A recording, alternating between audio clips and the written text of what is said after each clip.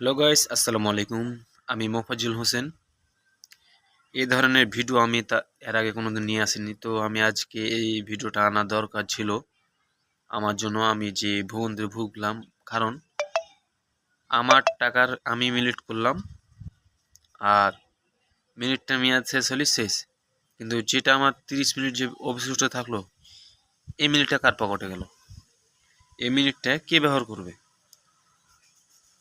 আমার মিনিট আমি আবার রিচার্জ দেবো, আবার অ্যাড হয়ে যাবে। তো না, এটা মিনিট অ্যাড হচ্ছে না কেন?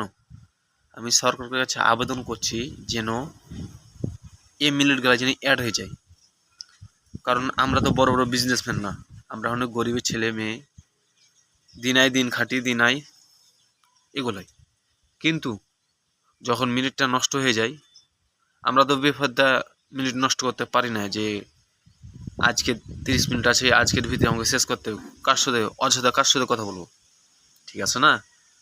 এখন মেয়াদ শেষ হয়ে গেছে, 30 মিনিট আছে, সেটা আবার রিচার্জ দেবো, অ্যাড হয়ে যাবে। এটা না, এটাই দরকার। সরকারের কাছে বিকল্পভাবে আবেদন করছি এই কাজটা যেন দ্রুতভাবে ঠিক করা হোক। আর আমার এই কথাটা যদি ভুল হয়ে থাকে, অবশ্যই ক্ষমা দৃষ্টিতে দেখবেন।